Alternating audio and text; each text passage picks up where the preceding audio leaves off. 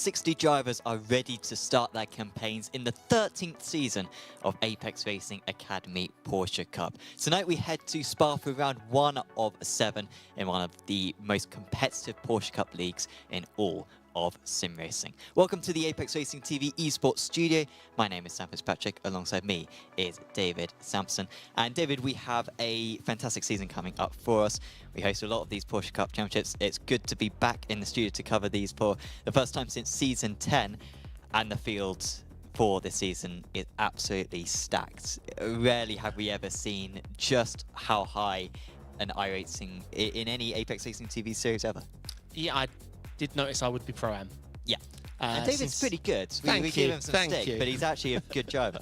Thank you. No, yeah, I'm excited for this. You asked me a while back what was the one series I look forward to, and I think this is it. One car. Obviously, we're starting out with the Heat format, which is a personal favourite of mine. I think we're into some good racing. It's going to be tough to pick a winner. It's going to be really, really tough. We have picked our winners, we'll be onto that a little bit later on. For our calendar for this season, a few of the rounds are actually undecided because we follow the official series, and because this series is alternating with the Touring Car Championship, which of course started last week.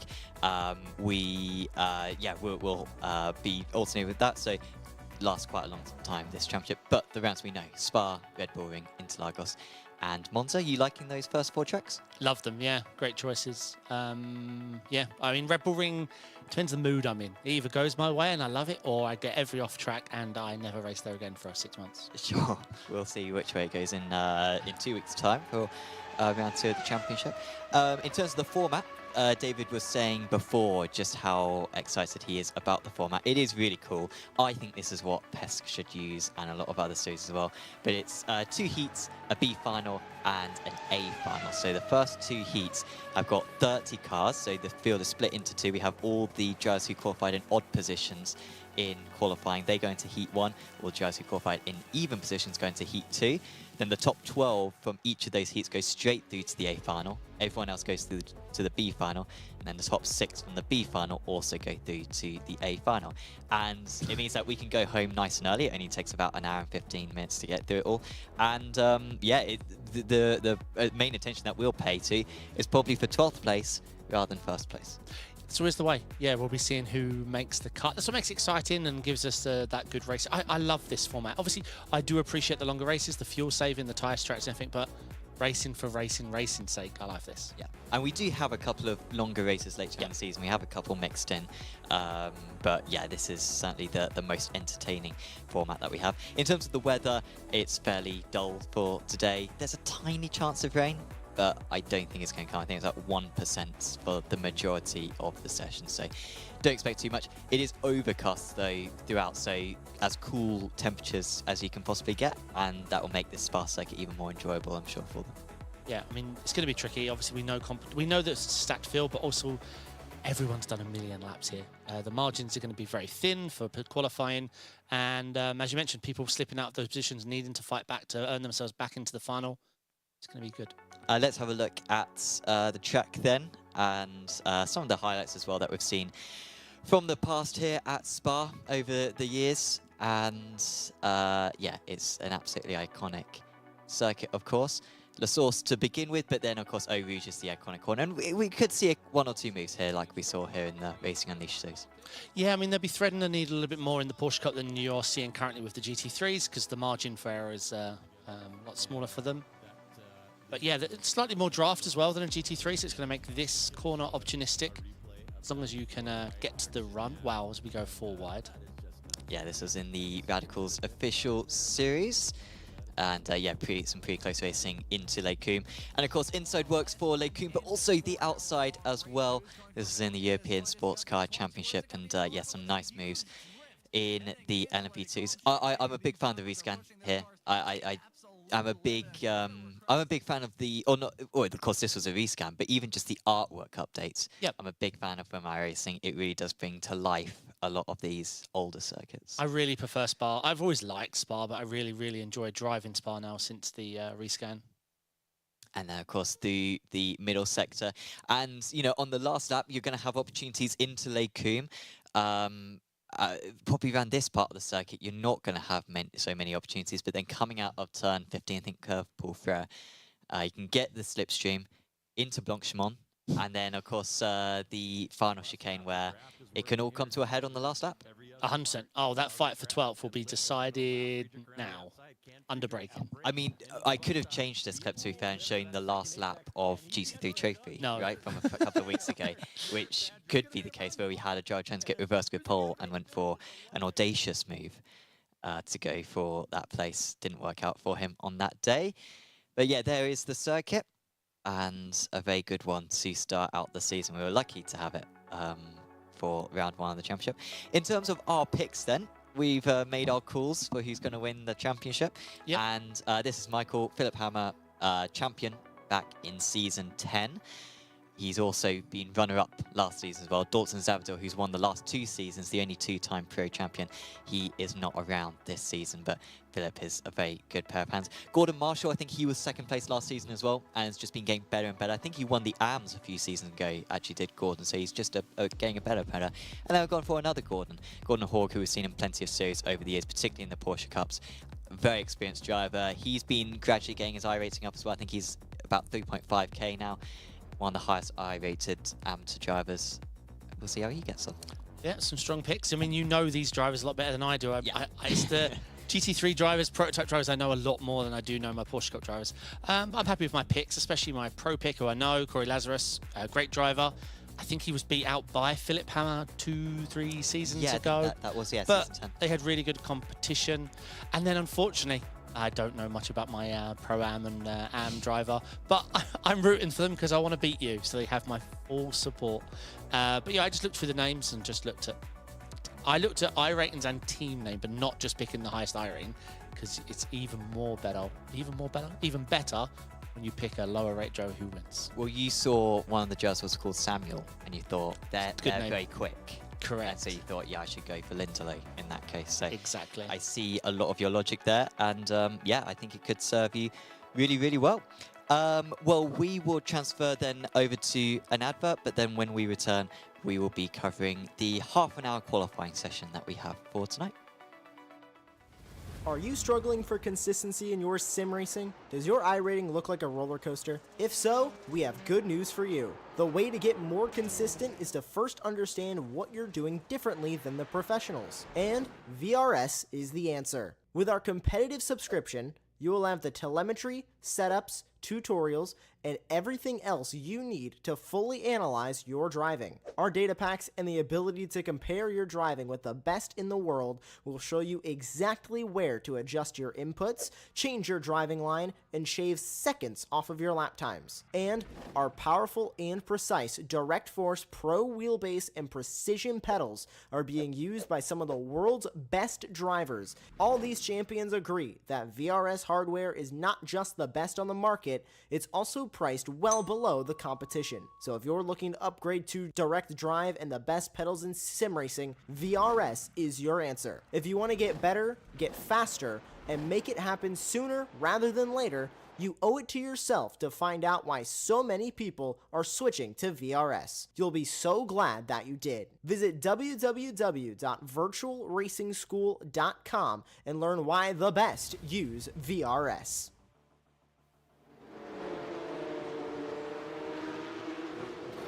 Welcome to Spa. Quite an introduction there from what you just saw. And yeah, we are currently in the very early stages of qualifying. So those who are aware of our studio broadcasts, it's become a bit repetitive in terms of these studio broadcasts. We have the Pro AMs and AMs, and it's 10 minutes for each. So the AMs go out first for 10 minutes, then it's the Pro AMs. Then it is the pros, which if we get a bit of weather later in the season, David, will be very good. They've been some of our best sort of wet weather stuff that we broadcast when the track's getting wetter and wetter and the AMs end up on pole position. Yeah, and no driver can use car choice as an excuse. It comes down to talent. Yes. That's what I quite like. I'm looking forward to that later on in the season. Of course, first, maybe second season that we've had rain in this championship. We had a very wet Indianapolis round last championship, which was absolutely superb. Drivers started on a dry track on wet tyres, and they ended up winning the race. So hopefully we see something similar. Iglesias needs to know whether the Andorran currently at the top. But Steve Clays manages to beat him at his home circuit, but he's beaten by one of his one of the rookies, the Border Bikes. As we listen on board here, that sounded like a slight lift, but yeah, great pole position at the moment for Baptiste. He's got almost a 10th over his nearest competition. I remember times will be tight here. I'm not sure what the ultimate pace is, but there has been officials here all week, so there'll be lots of dialed-in sets, lots of dialed-in drivers. Yeah, there's a bit of time for the drivers to learn the track. I mean, last season we had it so that it was on a Tuesday, but at the end of the officials week, so the drivers got to make sure that they're getting some practice a bit earlier on in the in the week. So is this series following the officials? Yes. Ah, wait, so it goes to Interlagos soon? Officials? Yeah, round 3. Oh, I might have to do that. In the officials, not in this. I'm not allowed to. I have to sit with you. I mean, there's other people who'd love to sit next to No, you. no, no. I'm not racing in Pro-Am. That's... Because there's too much pressure. You have to dominate. I would hope. Sure. Yeah, it would blow my mind. So I'm not doing it. Speaking of the Pro-Ams, Gordon Marshall has unfortunately said that he's not around, who is my pick for the Pro-Am Championship. So, thanks for that, Gordon. You've really let a brother down on that one. And Nick DeBeck, unfortunately, not around this season, but hopefully we see him for future seasons. And of course, yeah, he will be very competitive when he does, I'm sure. Callum Gibson currently out on circuit, the Scottish driver, yet to put in a lap time. One of the lower iRacing drivers, 2.5k, which sort of shows just how stacked the rest of the field is. Yeah, it's immense in the pro field. We've got a 10k, a bunch of 9s, and I think the lowest I saw was about 6.3k. Absolutely amazing. Sophia Ray from THR. They've got a few drivers, THR. There's, I believe, 3 I counted. 4. Oh, 4. Yeah, well, technically 3, you are right. But then there's one which is like a THR Esports Academy driver, Yeah, which count, I think is Nick Horn, who is actually the team principal. Weigel goes to the top, very good time here. So the times are getting better because Yes. Steve Clays as well was also able to improve. But Kenneth Wick with a big lockup into turn 1. Not what he wanted, but he's still doing pretty well up there in 4th. Ludwig Axelsson. He's also trying to improve. Yeah, that top time from Leon is very strong. We're talking, what is that, 9/10 of a P4? That's very impressive. Yeah, quite a lot of field spread. The highest I-rated amateur driver, by the way, is Gordon Hawk, who is currently 5th. The second highest I-rated is Weigel, then it's Gibson, Hudebite, Vic, Verber, and Van Helden. So it's pretty stacked. Anyone who wants to see all the I-ratings for the Jazz in a little bit of a convoluted way, if you do check out the Apex Racing League Discord, there's a link to that in the description below. You can simply go to the Useful Links Porsche Cup channel and yeah, click on the entry list. And then you can see all the drivers ordered by iRatings, if you are so interested. Van Helden in his home race, we've got 3 Belgians out in the amateurs alone. And yeah, he's still trying to improve. But there is Nick Horn, team principal of THR Simsport, but he is part of THR Esports number 2 for this season. As Daniel Pettersson improves, the Kiwi driver moving up into 2nd place. And only about 200. So Patterson is 1.9k, which is the 2nd, 3rd, 4th lowest, I think. He's actually lost 400 iRacing since I made his iRacing about 2 weeks ago. So he's not had a good couple of weeks as Patterson. But it does mean that he's, yeah, the 4th lowest iRacing driver in the field, I believe. Yeah, it's amazing what the series has become. And it's what, season 13, as Callum puts it on P5. Thomas in chat saying, I always love your pronunciations of the Norwegian names. Thomas, please correct us if we get anything wrong, or when we get anything wrong. I've said Gordon Hawk for years, so if I've got that wrong, please do tell me, but it may take a while for me to correct myself. So it's funny, someone trying to phonetically tell you how to say something as well. I always find that funny when they, you know, they can't how they tell you how to say it is also fun. Yeah. We have on Wikipedia, you have, what's that language? Which is like, you have all these fancy symbols that you never see, which aren't in the English alphabet. And they have like their own unique sound. And it's like, oh yeah, just pronounce it like that. But I don't know what those symbols mean. Patterson's still trying to improve, as are a lot of the drivers. This is their last lap. They're allowed to complete the lap that they start. They start it before the 10 minutes. Daniel Patterson, in fact, look at that. 2 purple sectors.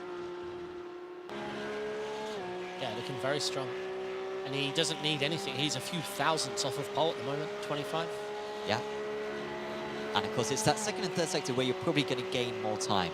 Sector 1, I believe, is just La Source and Eau Rouge, where genuinely the drivers are going to be quite evenly matched. It's that second and third sector in the middle, which the time is probably going to be had, as well as this final chicane as well. Keeps a wheel on the curb, that's all you need to do there. Didn't quite manage it. Oh, he did. Yeah, yep. it just took a while. Yeah, here we go. Building up the suspense. And the 1.9k driver is at the head of the 3.7k driver. Impressive. MRP Sim Racing. Glenn Broughton Turner not afraid to use the curbs to the bus stop. Puts him 15th on the grid, ahead of Max Nivocini. You are brave with names. If I don't know how to say it, I just say the other name. I always forget to practice them beforehand, so these are the first times I'm saying all of these names pretty much. Apart from drivers I know. Gordon Hawk, what can he do? The Norwegian, 3.2k, which is the line, didn't seem to be rushing to the line. No improvement. And I think all of these drivers started their laps after the 10 minutes was up, so I hope that they will return back to the pits. Sophia Ray hasn't, though, and I think that might be a penalty coming Sophia's way, unfortunately. It is her first race, but... It's also her first penalty. It's also her first penalty, so it's good to get that out of the way. Sorry, I thought to clear up Sam. You're a Sebastian Vettel fan, and he famously got a penalty coming out of the pits for his first ever practice session. Yeah. So I don't think Sophia's quite Do you know, it gave him another record, though, because he went on a record hunt at one point, right? And that was... youngest ever driver to get a penalty. No, it's quickest ever driver the fastest penalty, yeah, because it was his debut race, the fastest penalty in a debut race. Well, it wasn't even a race. I think it was just a debut session, yeah. Yeah, it wasn't good for him. Lean Weigel as well is still out there, but I hope he returns back to the pits. We've now got the Pro-Am drivers out. Anyone who saw the touring cars last week knows that it was a bit of a shambles. We had 14 drivers break the qualifying rules. And it did become a bit of anticlimactic as well for the qualifying and the heat. And the irony is, it probably wasn't 14 who would have broke it in isolation. There was probably only 3 or 4, but then other people started thinking, oh. So every single pro broke the rules. Every single one. So there was, I think there were 9 pros out there. So they all keep their position. No, because some of them broke it more than others. Oh my God. Some were like, oh, I've gone out for the first bit, I'm going to go back in. Some were like, I'm out here now. Because I think my pick just was out there the whole half. Oh, yeah. Like, just lapping. Did more laps in qualifying than they did for, I think, probably all the races combined. But all the Yams are back into the pits, so that's good. Is that Nick Horn in chat? I think Sophia started her flyer before the... I mean, if it's a slow lap. If it was a slow lap. Right? If it was... I mean, must have been a very slow lap because I think it was like 2 minutes 35 over. So, like, it would have had to have been 15 seconds off the pace. And I don't think Sophia was 15 seconds off the pace. So, have a word. Nice looking livery. Have Ice Cold up the livery? Well, we've watched Ice Cold race in the GT3, but... Yeah, I think that is a new livery, yeah. That is nice.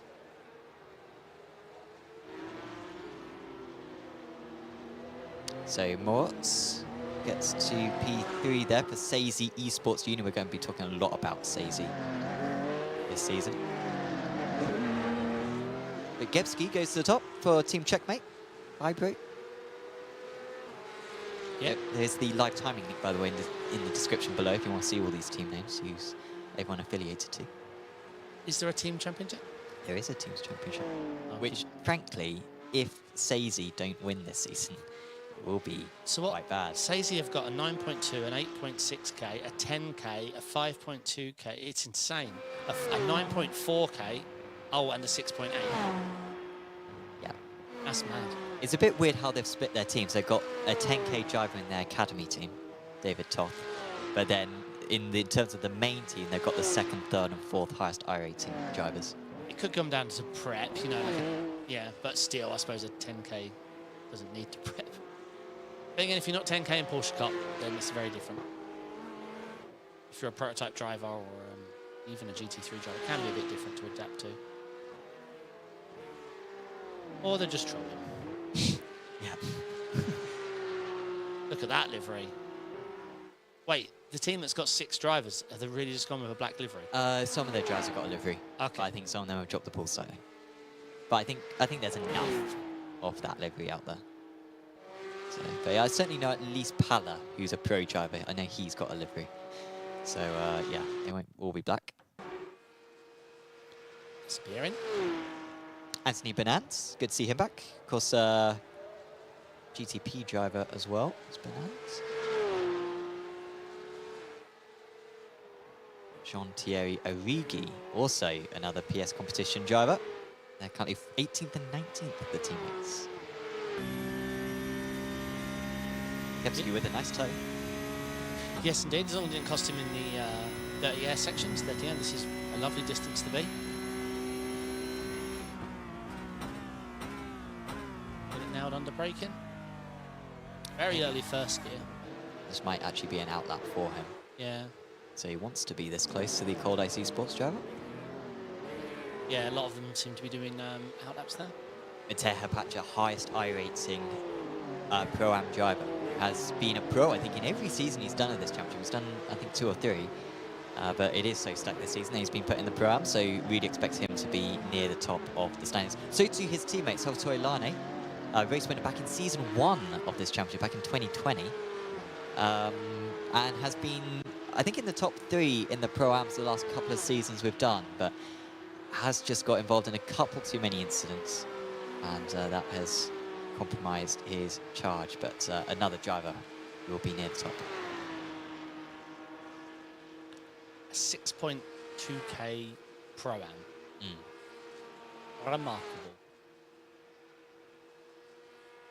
Lana have a good lap at the moment. Leon and Daniel's laps are holding strong in 3 and 4 there. And let's not forget Daniel's 1.9k, and at the moment, the Pro-Ams have basically done 2 laps. Running out of time. Is it too late to change my pick? Yes. I've been rooting for a 1.9k, that's great. You used to be a fan of these cars, right? To drive? Or is it feels the like previous, a long time ago. previous Porsche Cup? Previous Porsche Cup I drove a lot, yep. Never really got into this one too much, and now I realise I was right to do so. I did for those who don't know, I did the Porsche GB Championship, the regional championship, and I was slow. Got a few points on the way, finished 8th in the AMS. That's it, you're a point scorer. But yeah, it wasn't, I didn't have fun, let's say. It wasn't the most enjoyable series ever. But a very good group of drivers. When you could see who were very much better than me. Yeah, I mean, it wasn't going to be easy. I famously didn't even try to qualify. Well, yeah, Dave was doing himself down. He would have been in the pros, which with it, you got to beat guys like Peter Bowman and Seb Job. So, like, I wasn't quite beating that caliber of drivers or losing to that caliber of drivers. Murat crosses the line, improves by about 100th, stays 7th. Porto Ruiz, who was good last season. Porto Ruiz actually won the Amateur Championship last season. Samuel Lindelof hosts the lap, P6, my pick. And Hapacha, so it's a North Sim Racing 1-2. Good Yeah, time very left on the nice. Italians. He's got time for another lap as well if he's got the fuel. Samuel Lane in, so he is just hoping he has done enough.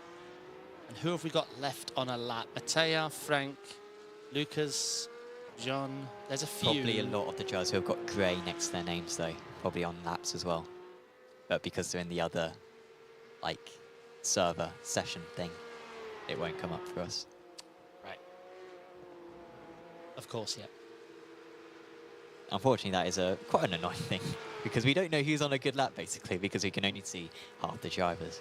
But yeah, the time is might suddenly light up. Of course, yeah. Banan still trying to improve. Apparently a lot of French drivers around that area. 13th, 14th, 16th and 17th. Can he get away from that? Not really. No, he goes up to 15th. PS competition boys are on top of each other, 14, 15, but yeah, probably would have expected to be higher because, well, there's still 4 AMs above them. And I mean way above them. I mean, yeah, right. The AM's like 7/10 above them. The AMs are cooking. Keeps the wheel on the curb for Dazurigi. Gets a draft as well. Does he get put off as well, though? Here he comes to the line. One last drag. Is it an improvement? It is. Up to 11th for Origi. Had to work hard for that. Yep. That was a big improvement. And now it's just Porto Ruiz, who is just started his lap in time. I think only by about 10 seconds or so. Looks like it'd been improvement, though. Yeah, it's looking good. Personal best sector 2 and 3. He exits the last. Oi! Oh, he's really cost himself there. Got a little greedy. Let's see if he can still capitalise, though. Yeah, up to P6 and an equal time. Blimey. Oh no, on my time in tower is actually 1,000th different. Shot. Yeah, he really that exit. Let's see, the exit cost him. Yeah, it cost him 3rd. I mean, maybe 3rd or 4th it cost him. Do you think that could be because it was maybe his 2nd or 3rd fast lap on those tyres? No, he just got greedy. Just wanted that. He wanted more. So now we've got the pros out on track. This is a very nice delivery from Impulse Racing. Yeah, we just featured them in the GT3 trophy, right? Yes. And of course that blue car as well, just behind these red cars, that's another Impulse car, but different like, Impulse teams. This is the TAM livery car. And they're all trying to give each other a draft. Yep, smart as well. Ludwig Axelsen hasn't got the memo. He's gone back out on track as an amateur. So another driver in his first race, and I think he'll be joining Sophia Ray with a penalty. Has he been out there the whole time? I'm not sure. Yeah, I'm not sure. It's difficult because, yeah, again, we only see half the drivers. I might be able to see how many laps they've done. Let me see. Oh, yeah, well, he's on his 6th lap. So, yeah, he's been out there for a while. Most drivers have done 3 or 4. Yeah, he's been out there the longest of anybody by, well, soon it'll be double. So Pascal Costa leading this chain. Very strong last season was Costa. Missed a couple of rounds, unfortunately. But I think out of the 6 rounds he attended, I feel like he won 3 or 4 of them. He was really strong and could have definitely challenged Dalton Zawadiel for the title. But yeah, just missed 2 rounds and Zawadiel was barely missing the podium the whole season. So Costa's definitely one of the favourites for this championship. Very experienced in this car and in this series. Former champion, I believe, is Costa. Many years ago, I think season 4. Liska might get out the way of his teammate. Yeah, I'm not sure. Maybe this is another outlap. I'm not. The guy in the middle is not looking after his tyres for an outlap. I'm not sure. That is strange behaviour. But yeah, there are 3 of them working together. And David Toth, though, I'm not sure if he's on a It looks like quick lap. It looks like a quick lap coming to his sector times. Actually, maybe it's not. Nah, no, he's quite a bit off. But Daniel Ola goes to top. Tobias Olsen, former F3 champion. He goes 2nd place, but he gets beaten by former Porsche Cup champion, Philip Hammer.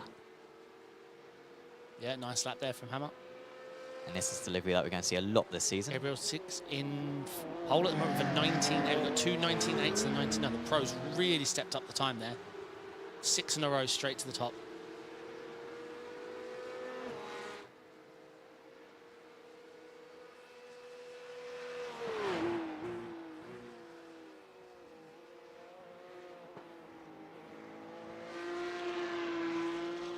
So Ola, 0.03 of a second off. It's not much. And yeah, sick with 6.4K, rookie driver as well, performing really, really well as it stands. When you say rookie, you mean to the series? Yeah, Okay. it's not his first iRacing, No. as far as I'm aware. No. Lovely livery. It's got a Minecrafty feel to it, actually. I don't know what the spec map is unique, let's say. Yeah, that's a nice livery. They change the green to the purple and send it to me. I'll run that. Yeah, look at that. I like that. It's a purple second sector for Daniel Ola. Third sector's going to come up in a moment. Liam in chat is asking, is Nick Horn in this split? He is indeed. Nick Horn is currently 38th.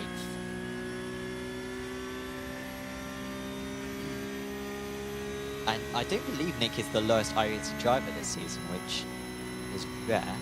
A reminder, of course, to check out Apex Racing Academy, and thanks to them for sponsoring this series. Do check out apexracingac.com to get yourself a bronze, silver, or gold subscription. Get setups for these cars, as well as many others on the iRacing service. Let's see what Daniel Ola can do as a purple sector 2, purple sector 3. Yeah, it's going to be fast. And it's a purple lap overall, 600s clear.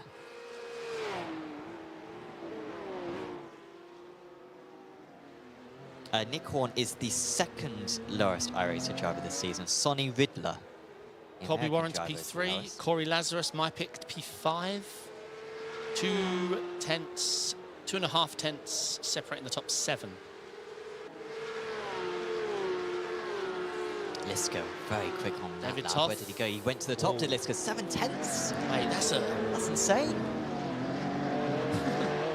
That's from the Impulse Racing by Tam livery. 6.6K, but Liska has, I mean, a bit of draft in there, but that's phenomenal.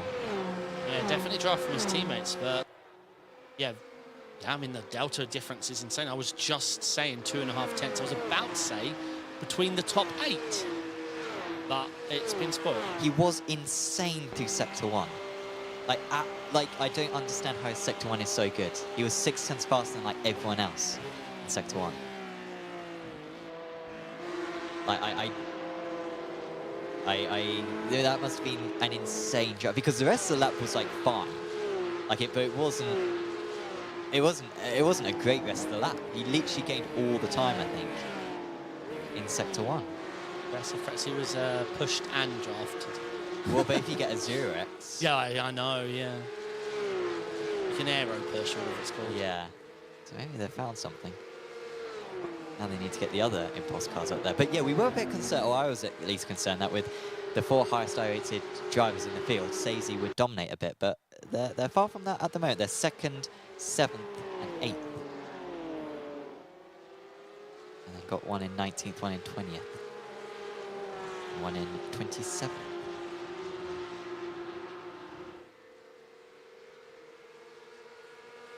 So Lazarus with a draft on Philip Hammer, I think is behind, in front of him. Both of them privateers for this season, as they were last season as well. Didn't we hold them back right to the limits there, Lazarus? This actually is an outlap, I believe, because he hasn't got a first sector time, but he's pushing hard. Maybe this isn't an outlap. I mean, he's pushing, yeah, remarkably hard. But yeah, it was. Oh, it's the slide as well, just behind. Yep. Corey Lazarus, my pick, of course. And where did he go? Oh, P7. And it was an improvement for Sol Sisek to 2nd place. And Hammer, the former Impulse driver, of course, in 3rd. Now 4th, because Costa has gone to 2nd. It's an Impulse 1, 2, 3. Yeah, wow, but still the gap. 4 tenths, even to his teammates. Yeah, crazy. If you found something, you forgot to share it. But yeah, they'll take that Royal Impulse. And yeah, what a qualifying for those drivers. Daniel Ola will still try to get in amongst them. I don't think anyone's going to get close to Liska, but maybe someone could get on the second row of the grid. And you was mentioned that David Toth is in the academy for Yeah. CZ, but he is the fastest, but he is way down 10th. Well, Ola's the... Oh, so yeah, fast out of the academy drivers, yeah. Ahead of Mate Varga and Balash Pala. Yeah, then some of them names ring a bell, like they used to be another team. I can't think. David Toth, definitely. Yeah, for sure. So I'll do some research, but sometimes you can't find out what they used to be. And good work from the pro drivers, actually, to get in the top 14 places. The only pro drivers who have been beaten by Pro-Ams are Vargas, who got beat by one Pro-Am, and Mate Meheldes, who has been beaten by a few. But generally, we see a few Pro-Ams, frankly, in the top 10. So very impressive that the pros have really been able to establish their dominance here at Spa. Here comes Daniel Ola. One of the few drivers who can still improve. Got to complete the lap before the 32 minutes are up. Ola storms to the line. Can he get up any places? Doesn't look like it. It was slower by about 600ths of a second. And he will stay in 5th place. I don't believe anyone else is going to improve. David Toth's not even going to be able to complete this lap, but it was not a push one anyway. So the 10K is 10th. Wow. The 10K is 10th, second off the pace. So it's a very interesting grid then, and we will transfer over to Heat 1 of the evening, and it is Fran Lysaker, who is on pole position ahead of Rafael, and in 3rd place it's Daniel Ola, Gabriel Schick, Corey Lazarus, Mate Varga, Tobias Olsen, Salvatore Lanes top of the Pro-Ams, then it's Mateo Hapacha, Lean Weigel, Frank Porter Ruiz, and then it's Mate Mihades, Tom Euler, Jean-Thierry Origi, 14th, and then it's Dennis Gergo, Callum Gibson, Patrick Barth, Quinton Rocher, Ludwig Axelsen, Ruben Iglesias, Christian Intalura, Mate Lampert, Tom Heritage, Max Nibelchani, and David Bigerdike. 26th place, not set a qualifying time. Apologies to all the Hungarians out there. I've suddenly realised that I really should practice pronouncing your names, but I did not. So I'll work on that for the next round. But yeah, the drivers currently gridding up. Most of the drivers at the rear have already gridded up, but a few of the front rounds taking a little bit longer. But we've got yeah, just So a few more. 10 minutes? 10-minute heats, yep. So not a lot of time. And you remember to set standing start? Yeah, I know. I waited to see you panic. Because you've done it before, remember, Yeah, Imola? Oh, yeah, come on. There's no need for that. I've done it twice. At least. Okay. Sebring, it happened a couple of seasons ago. It tends to be once a season. So it's a little bit of a wild card, so watch out for that one. So yeah, we will see if Liska can get off to the start that he wants. He's got his teammate alongside him. They are in different liveries, but you can see it's a similar design. So if they can get through the first lap in 1 and 2, they'll be very tricky to beat. So here we go then. The first race in season 13 of Apex Racing Academy Porsche Cup is away, and it's a strong start for the Impulse drivers. However, trying to get underneath is Daniel Ola, and I think he's going to be able to do that. A little bit of aggressive moves as well. The driver in 4th position, and there's a bit of contact. We've got a driver round, and it's one of the Daisy Esports. And fortunately, everyone moving around, but we've got a lot of contacts here. It's 4 wide, heading into a route, and there was always going to be contacts.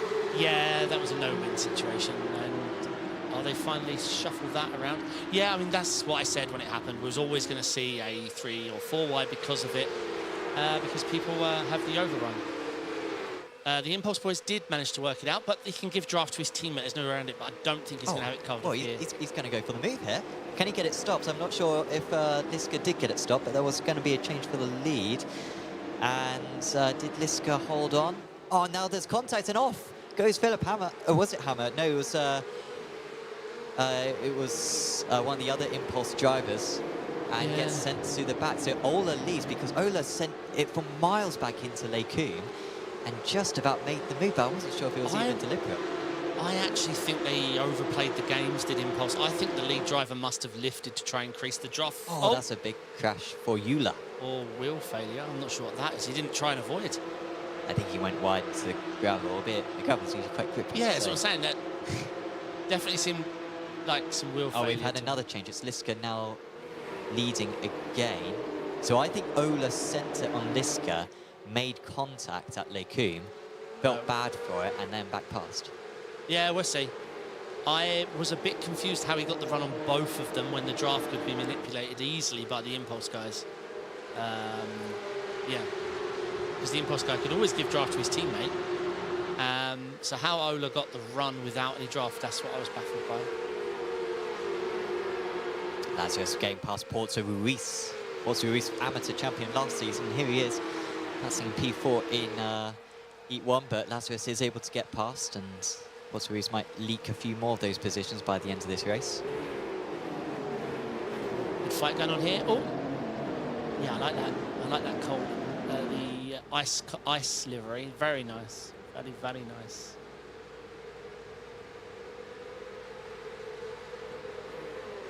So the field are still pretty close to one another. Here comes the move from Tobias Olsen. Yeah. And he's done that one. And he's I lost think two. went through was Hapache as well. Yeah. Who will yield? Was it Hapache? Sorry, who was overtaken in the first place, and then yeah, Varga trying to take advantage as well. Up into 8th place now. Yeah, Varga should have a nice run here though. Looking at the overspeed he had. Is he going to make sense of it? He is. Going to try anyway, round the outside. Well held. Now the line's going to overlap. He's got it. Okay, now the tricky one, much less traction out on the outside here. And he got a little bonk for his troubles as well, which is always clever to do. And now Weigel, who's the top running amateur driver, will try to take advantage as well. Yep. Again, low traction, but it looks like he's going to keep this one. Oh, and Weigel might even find the wall from that. Yeah, I mean, there was a car there, so yeah. Yeah, I'm not sure if he did hit the wall. I mean, you can see damage on the rear of the car, but I'm not sure if that necessarily came from that impact. Well, it's hard to see from that, but it did look like the car was completely alongside and he just tried to muscle a little bit. Yeah. So remember, top 12 goes straight through from this race into the A final. The rest will have to try to advance from the B final. And their grid positions for those two respective races will be decided by the results of this. But so if Liska can win this race, he will be on pole for the A final. If whoever finishes in 13th place will be on pole for the B final, which is where you want to be, because we could have as many as 30 drivers in the B final. And only the top 6 will advance from that. Yeah, it's going to be tight. Where is... So, Olar's still battling 4/10 since you surmised he let him by. Because, yeah, unless it was a mistake. Oh, Bach has had an issue, the Austrian driver.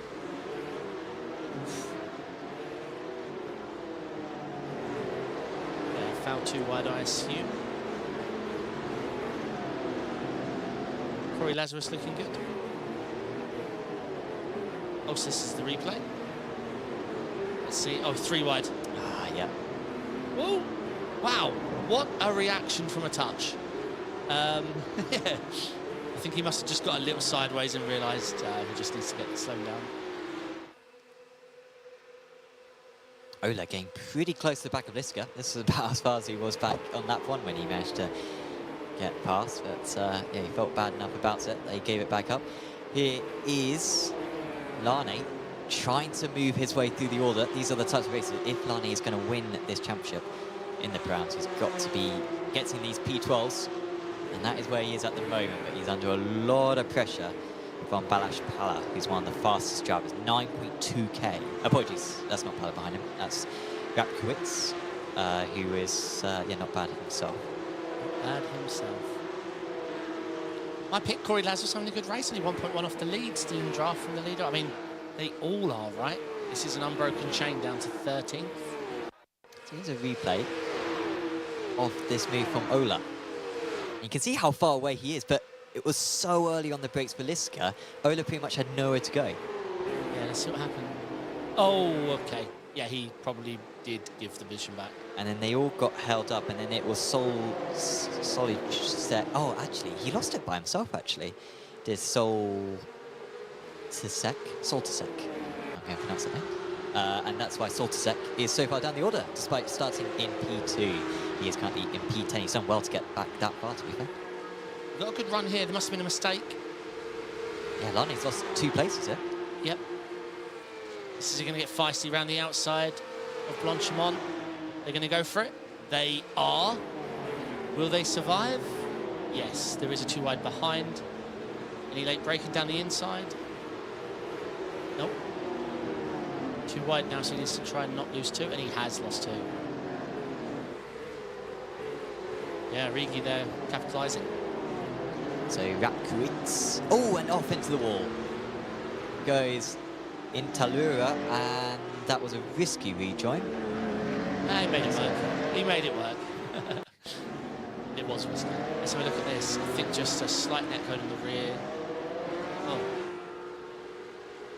Oh, he tried to yeah, it was all on him.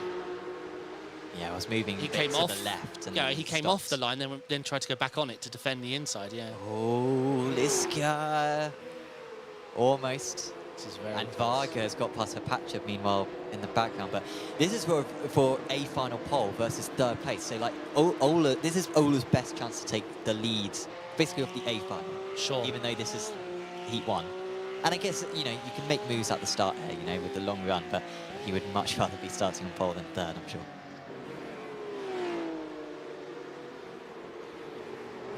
Arnie, this is a nice gaggle. These guys have been battling for a while. Around the outside, it's just nothing. You end up losing 2.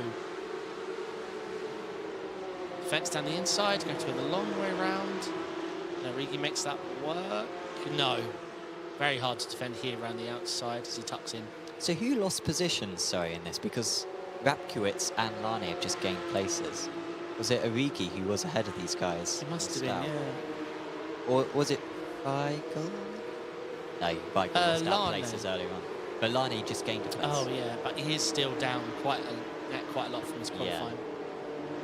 Yeah, there they are. And you can see, yeah, Sol Tisek, much lower than what he would want. But he is going to get through regardless. I think Tom Mueller will be disappointed. Yeah, Lars Weigel will be disappointed, albeit at least none of the other AMs have got through from this Heat 1.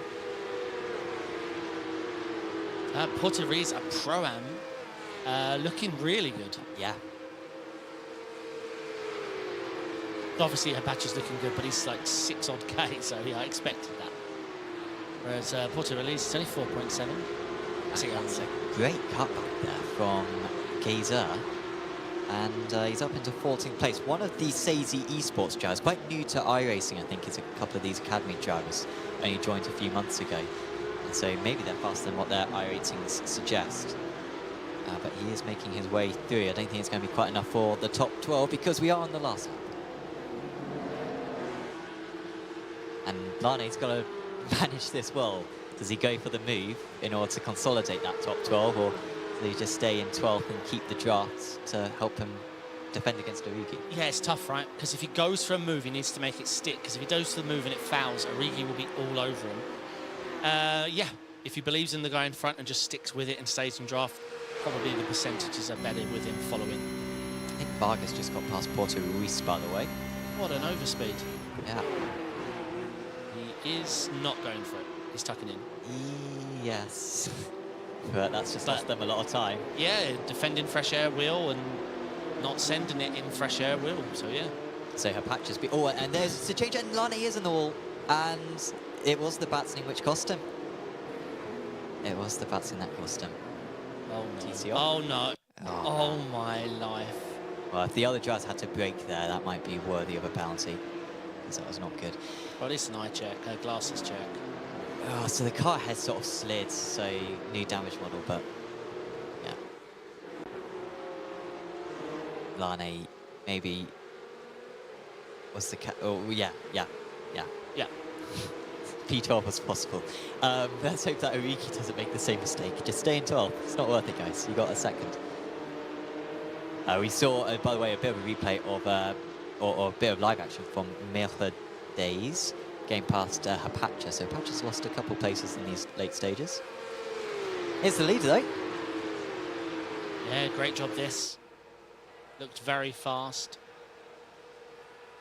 Yeah, Ola just was not quite close enough and decided to give up the place rather than risk a post-race penalty. And it's going to be, as Ola's still looking into the last corner, it's going to be a first race victory on his debut for Fran Liska. And it was pretty close in the end. It was close in the background as well. Olsen and Varga, I think, were alongside right at the end, also managing to hold on, though. And we see who else will advance through. Rapkiewicz, great job from him, and Origi played it safe to get P12. Gazer will be pole for the B final, and frankly, I think he will be very good for the Hungarian in the B final because he looks very quick in that heat. So I think we'll be one of the top 6 by the end of that B final. Yes, indeed. And we'll let the drivers all cross the line, but there won't be a whole lot of time. It is very rapid, this format. And once everyone has crossed the line, we'll go and see the second heat. Just got mate Lampert. I'm not sure what happened to mate out there, but there were a few incidents on that one which, yeah, affected a few drivers. Yep, I'm excited for Heat 2. We get to see who Lister's going to be battling. Is it going to be an Impulse teammate? That's what he needs, because we've seen the skill level. If they can get a 1-2 essentially into the A final, that will be a result. What I love there, we saw how close it all finished as well. Any packs that stayed packs. So here's the grid. Costa ahead of Hammer. That could have been the front row about 5 seasons ago. But here they still are in the series. It's great to see. Then it's Birdies, Corby Warren, David Toth, Balazs Pala, 10K driver, of course, Tamas Simon, Ivan Vargas. Then it's the top of the Pro-Ams with Gebski. Then it's Daniel Patterson, Samuel Lindelow, Marcel Marotz, Steve Clay's top of the amateur drivers. He's very good at his home circuit. I won't go through all the names because I think we're going to run out of time. But yeah, there are all of them. 25 drivers for Heat 2. Pascal Costa's on the grid. And we might just be waiting for... We're waiting for anyone. Here we go. iRacing figured it out, and the lights are going to come on. Green, green, green. Impulse are looking for 1-2 on the grids for the A final, and that is the start that they needed. It's a fantastic launch for Pascal Costa to get into T1 in the lead. Is it going to be a 1-2 for Impulse? The drivers in second and third going alongside a little bit of a door bang, and it is a very good start for them. Rafael Birdies managing to get past the former Impulse driver, Philip Allen. Yeah, let's see how this goes with this overspeed, as we know. Again, I feel like the Impulse guys should be able to control it, but we saw how wrong I was on the first race. Yeah, a lot of overspeed here. This is definitely going to be a too wide. The teammate in front can move left to make sure he's covering his teammate. But again, like last race, it just doesn't seem to be enough. The overspeed is worth more than the draft. Big time. Oh, a little bump from behind. And yeah, Hammer gets it done. Maybe it's a bit of the side draft as well, helping Hammer along. And there's a bit of contact further back. It's side door has gone off. You could just hear it, the classic iRacing contact sound. And he has been sent backwards. Someone gone a little deep here, trying to defend the inside on this fast left-hander. Nicely done. Corby Warren just missing the apex slightly, trying to keep back. So apart from Philip Palla, we've got a lot of team racing out there. We've got 2 Impulses and 1 and 2. Oh no, sorry, I'm looking at the wrong thing. We have Impulse in 1 and 3. Different team names, but both Impulse. And you can see the top 11 now actually made a little bit of a break for it. Miroch as well, just getting past Benand. But I'm not seeing too many big changes. Lucas Seidel is the big loser out. He had a spin at Le Coupe, so he's down 9 places. We've got a bit of side-by-side here. And that is Miroch still in this battle. And Julian Mary is going to get underneath him. And another driver might get underneath him as well, because good speed does Miroch, and he can maybe try to get back. Oh, and wide went Mary. So after just gaining that place, he's going to lose 2 places, and he might lose out to his teammate. herder bike as well. Yeah, looking strong. That gap from Pascal is teetering really close to what he needs. Obviously, we've got the section where the most draft is coming up, but you know, he would love to get that broken. He's a full second right now. But we know Philip Hammer is no slouch in these cars. As we get a replay of what happened, and this is why Lucas Seidel, our big loser from lap 1, has gone down the order. Oh, just... Did he squeeze? He squeezed a little bit. It was netcode, but yeah, a bit of a squeeze there for lap 1. Oh, that is really close to having the draft broken. Philip Hammer did make a bit of a reputation last season for finishing second and third. He was ultra consistent, always on the pace, but just maybe lacking half a tenth. And it might be the same in this heat one. Now look at the run now you get with the draft.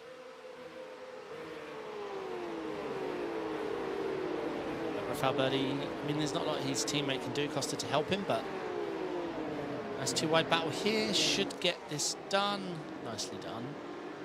So Moritz has been in a lot of battles so far, and he's trying to get past Bernans.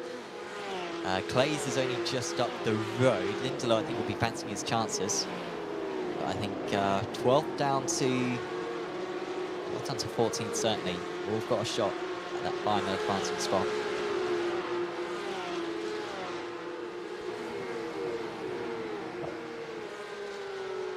Yeah, I think we're going to see that draft break. It looks like Pascal Costa has really rapid pace. If he can get that to about 1.1 exit in the last corner, then yeah, he's done it. I think he is going to get it done. Just looking at the sector times and the difference it takes, I don't see how Philip's going to hang on to this, but let's see.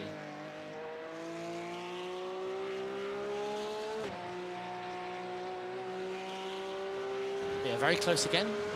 There's no deviation in draft all the way back to, where is it, top 11? Yeah, like you mentioned earlier. And it's top 12 that go through? Yep. So poor Clays is going to be feeling it right now.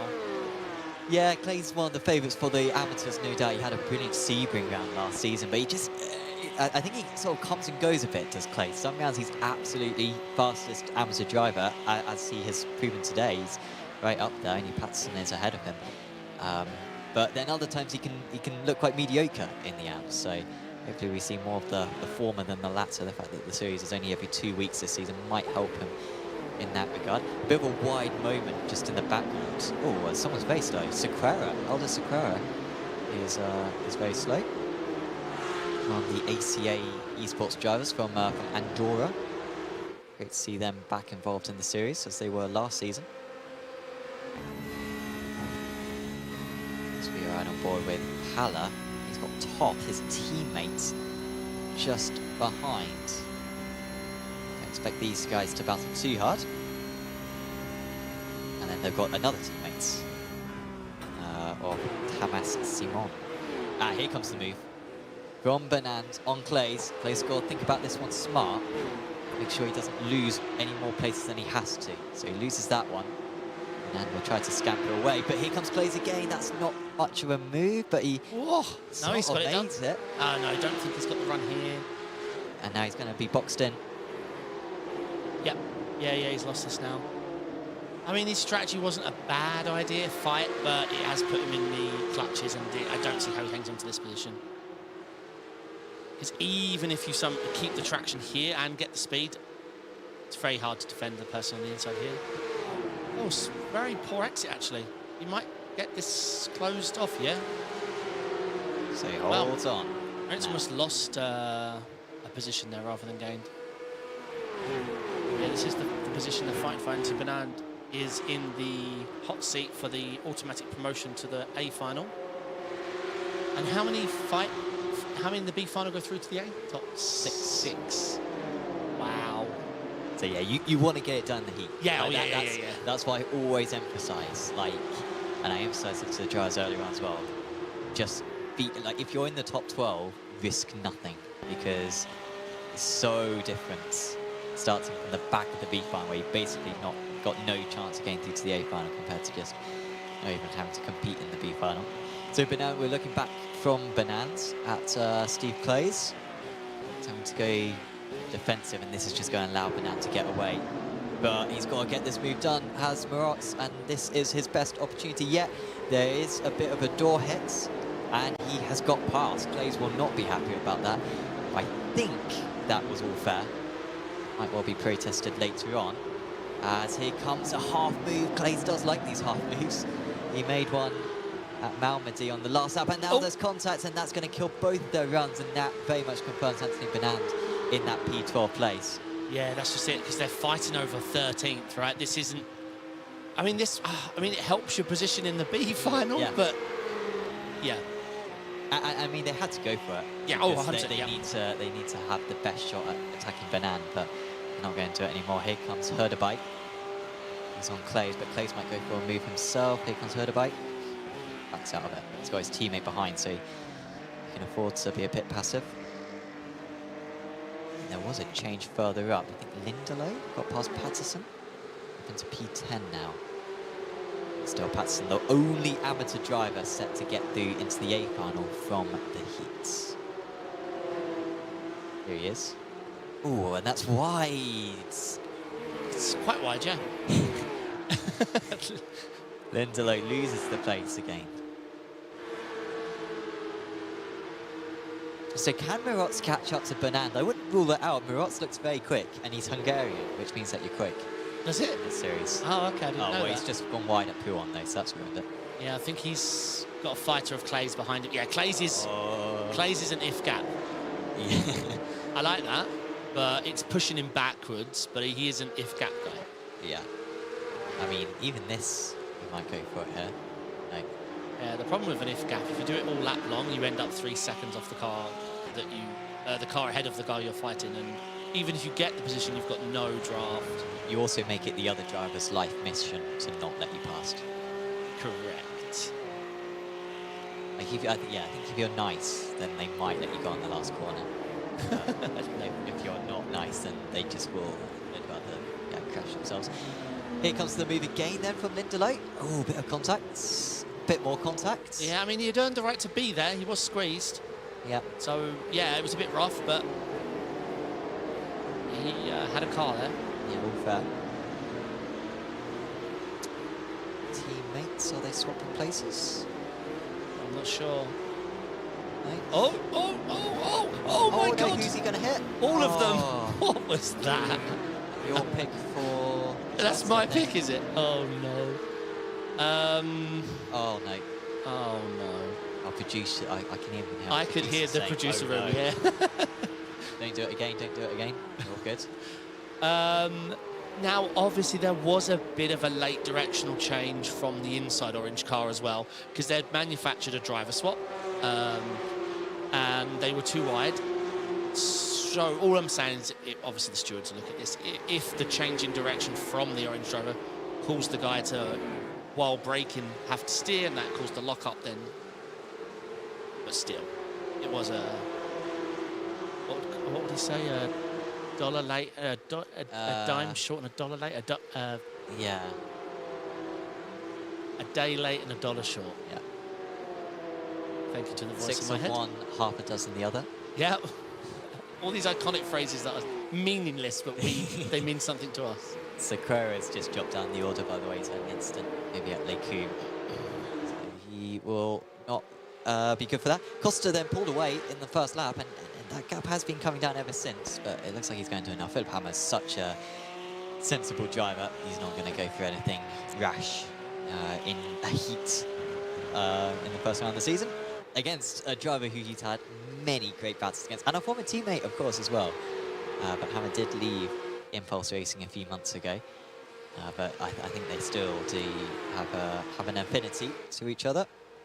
But with 4.5 tenths of a second of a gap, will be easy enough for Pascal Costa. It'll be the 1-2 as well on the grid in the A final that Impulse wanted so badly. Looks like David Toth might get past Balash Pallet as well. Might be a swap between the teammates. But in the lead, it is a race win for Pascal Costa. Which way are the teammates going to go? It was Toth ahead of Pallet, so good work there from Toth. And I think that was a proper race as well between the teammates. It was David who managed to get ahead, and Benand, very good work from him. Moritz did catch him, yeah, but not quite enough. Moritz was very quick. Maybe half a lap more. And Miroch as well is another one of the Sazy drivers, so I think they're 1 and 2 on the grid for the B final. So that would be useful.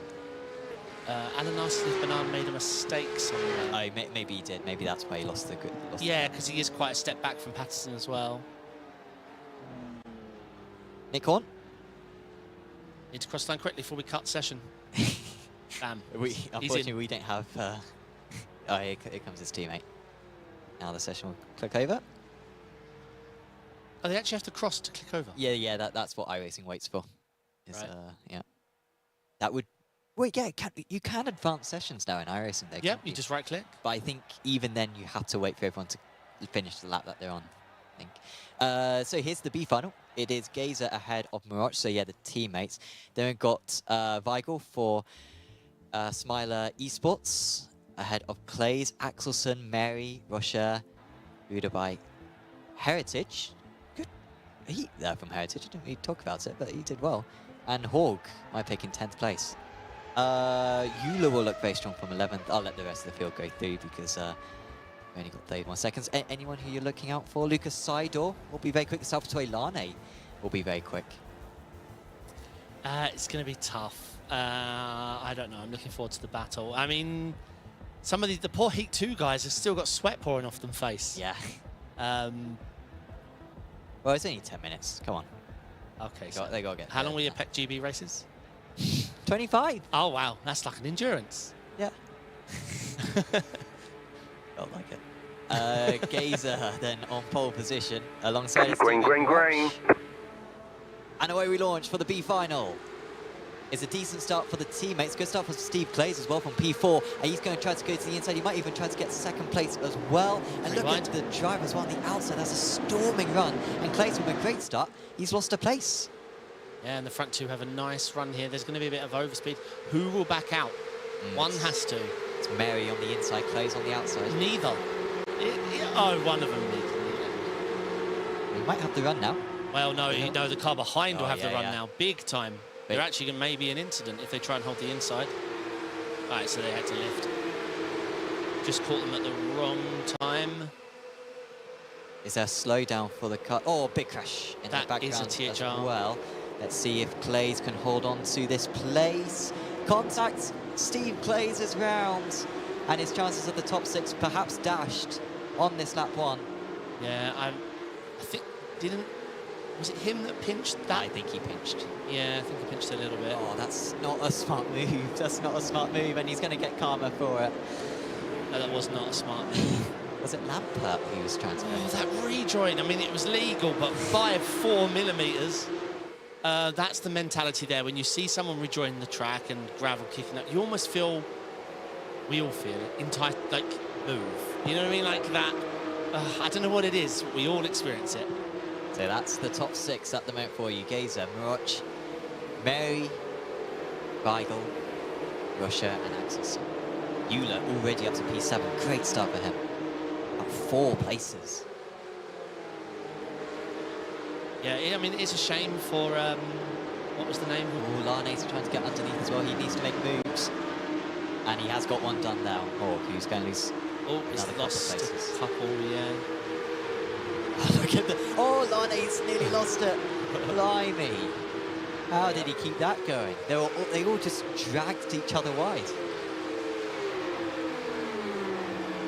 Yeah, I was going to say shame back Clays, but he's just picked so many battles that he's wound up in this position because he's pacing. Someone's dead there, surely. No, I think it was just a lock somehow. Oh, no, maybe Luke not. Maybe Luke not did make a mistake. Oh, no. He overshot. He was behind those guys, but then went ahead on the timing time. Oh, my God. Oh, my God. Was that rejoiner into rejoiner? Oh, no. How do you penalise that? When 2 unstoppable forces meet together. Yeah. How do you penalise that? Or is that their penalty? It being broadcasted. They both had the same idea. If I pull a 360... Oh, we've got another 2 wide here. That's dead.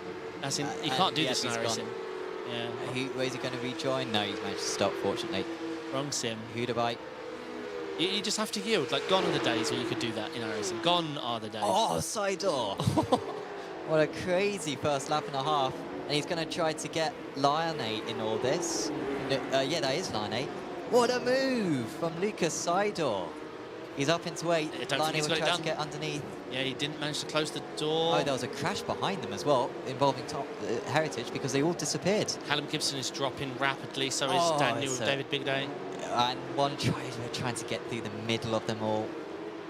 I think it was Hudabite who got involved in another instant. He had just nowhere to go.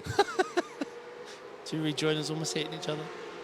So Seidor is now up 8 places. I thought he might get through into the top 6, and he's given himself a shot. We've got a change between the teammates as well, as in the lead. Mirage getting past Gazer. All this dictates is their position in the A final, right? Yes, no points if you get through.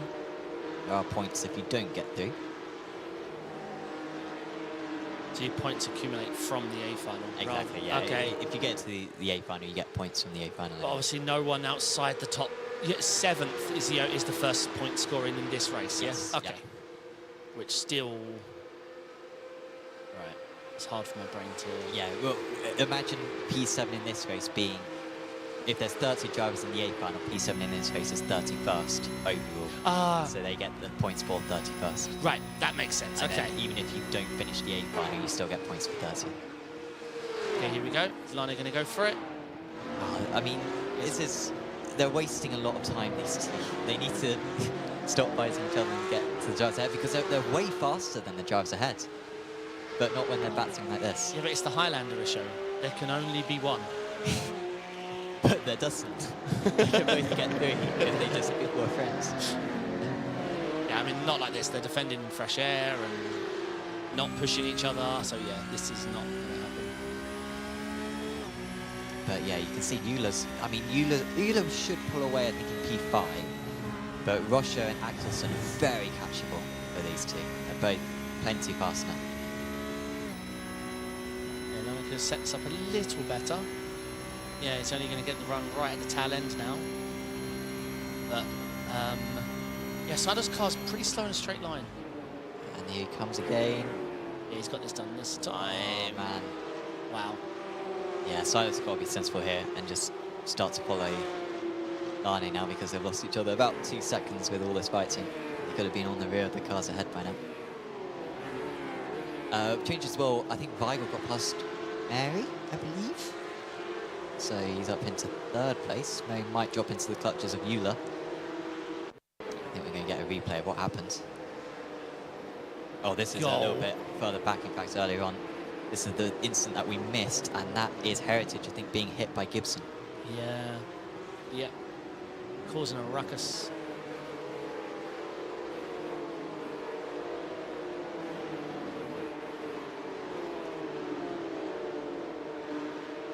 Right, so good domination from the top 2, looking really impressive. Draft is completely broken.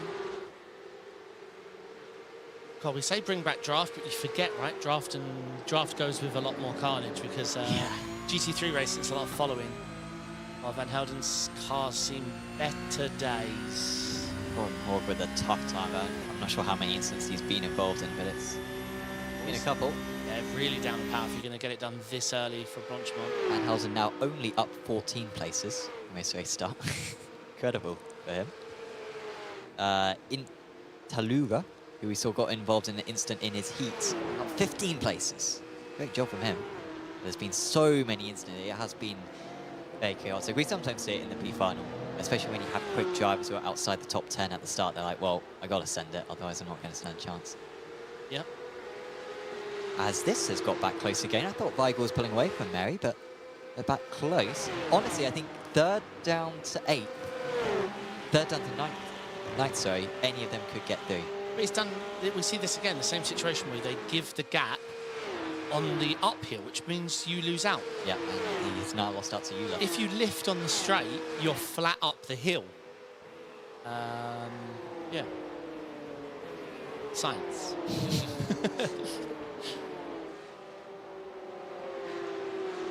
Oh, descent. Oh, that's... It was just intimidation. It was just intimidation. It was just like, if you open up that line, I will take it. I know I'm armchair expert in this, but I have commentated 13 seasons of this championship. Why are they battling for 4th when they're already through? Just work together. It's be worth friends. two in qualifying, right? For the. Yeah, but I mean, 27th on the grid compared to 29th. You know, that's where I spend most of my time. True. Doesn't make much of a difference. Hey, you signed up for a race, right? They've practiced all week. There's only what, 2 or 3 races. Yeah.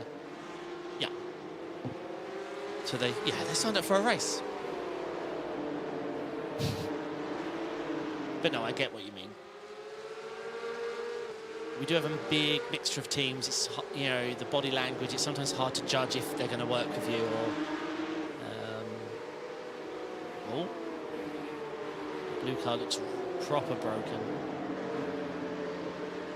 Some serious pinching going on there, but everyone survived. Will he get the door shut? No, but he.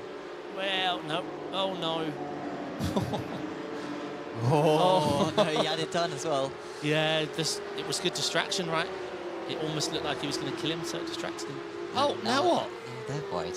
So this is Huda. Oh, here comes this battle, because there's been a few changes in this. Lani got past Axelson, and now Mary has got back past Eula. Wow. Yeah, very nice move. I mean, Mary does not know when he is beaten. And he tried to come back against Weigel. Didn't work, but he has come back. And here comes the move again from Eula, the P4. And both these guys will be very slow now on this next straight. And Weigel got past Glazer just... so yeah, this is Weigel going past Glazer. Oh, wow, the orange car is definitely damaged. So I think the top 2 just made a mistake, because look how close they all are now. Yeah. The top 6 separated by 2 seconds. They must have both got like a slowdown or something. And there might be a change for the lead. I mean, there's all changes. There's so much going on. These 2 are not teammates, so it's Weigel as leading this race. They go either side. There's going to be a slowdown. Why is Glazer just dropping? For Eula. And yeah, Gazer's really dropping fast, isn't he? He was so comfortable. Yeah, maybe, I don't know, a big slowdown or fuel or... Please don't 3 wide. Okay. Yeah, I'm not sure what's happened. He's still dropping, 2.8 off the lead. Yeah, the pole sits up, barely in the top 6. He needs to get back into the rhythm now. So Russia's still in P6. Look at that defensive move. Intalura will fancy his chances from here. He's a bit further back from these guys. Oh, that was close. So yeah, Lani just holding on against Axelson. This is side door. Oh, side door will get underneath. He's up to 8th now. Joe started in 16th. Lani started in 17th. And he's 1 place away from the A final. Yeah, Alan asked if Gazer's leading a slowdown. It must have been, right? The drop was pronounced. But it was weird because Miroch got was slow as well, as Lani is underneath. And that is for P6, and he's through. The Porsche Cup makes for some great racing. After years of driving GT3, watching this is alien. There's draft, question mark? Oh, as Eula's got past Miroch, so Miroch is continuing to drop down the order. Can Lani defend this one? They're going to be ascend, is there? No, they're all back out of it. Here's further up, Eula up ahead of Mary. So Mary's now got past Miroch as well. So the Sazy esports drivers from 1st and 2nd, they're now 4th and 5th. And it's the last lap. It might well be fuel, maybe the underfuel, maybe they didn't calculate the extra 4 minutes. And anything could happen on this last lap of the race. Intalura is catching these guys by about 2 seconds a lap. He's now only 2 seconds off. Weigel's going to get through. Eula should be safe. Frankly, Mary should be safe as well, but anything behind that could all change. Yes, look at Lani. He's going to try to get past Gazer. Yeah, Gazer must be lifting. Let's see. Oh, there was a tap from behind. Yeah, it's gone deep now. And Russia has ended any chance he had. Well, this pack of 6 is gonna. It's still a feisty group.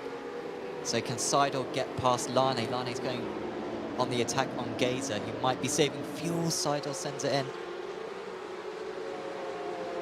He's just defending into every corner now.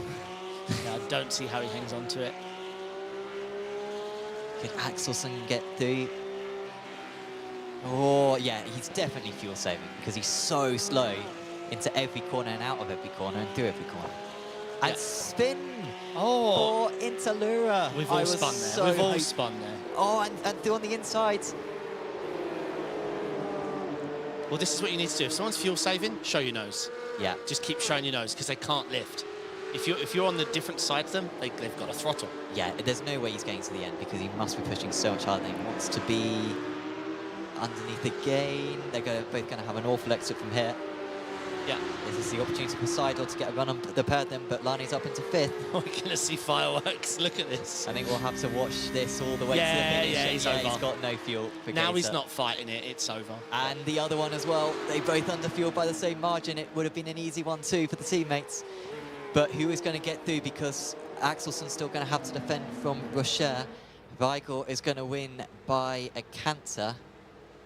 It will be Euler in 2nd place, Mary in 3rd, and it didn't really come down to the final chicane in the end because Axelson will get through in 6th place. Oh. And Sazy Esports will do well to even get to the line. I don't know if he's going to get to the line. It's uphill. No, they're not getting there. What? I am so confused. How? You can be low on fuel, right? You can have not enough fuel, but guess what you do? You allocate it based on how many laps you have. Why push, don't push, lift, push, fight? Because they were like, yeah, but why? They were too attached to the place. Yeah, but it's cost them more places. Well, yeah, obviously.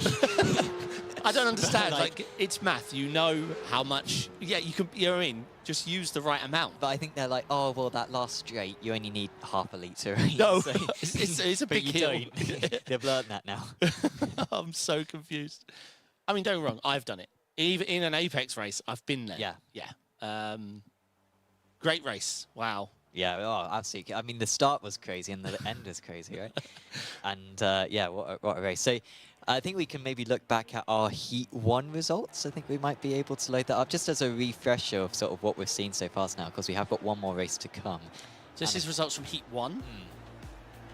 Iska from pole managed to win it. And of course, Ola overtook for a bit, didn't he? But then he let the position back go. No amateurs getting through from that. It was just the pros and the pro-ams. I mean, no, it's a big arse. I think they did really well. But the pro field absolutely dominated, yeah.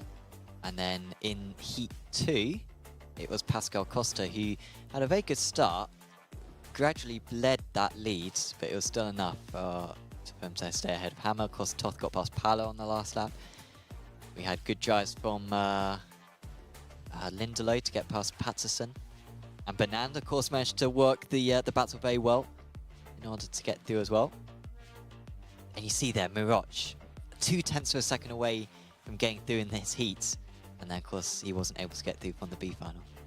At 0.2 making such a difference. And then in the B final, I think the race of the day so far was a win for Weigel, 2.5 seconds ahead of Euler. Mary did well, Lane did well, Seidel did well. I mean, both of them were outside the top 15. And Axelson just about managed to squeak through thanks to the lack of fuel for the others. What could have been for Interlura had he not spun it at Puon on the last lap, maybe could have got through himself. Hopefully everyone is enjoying the broadcast. That was a very fun race. And of course, make sure to check out the late Apex that we show on the channel. You can stream it on YouTube, or you can stream it on Spotify or Apple Podcasts, wherever you get your podcast from.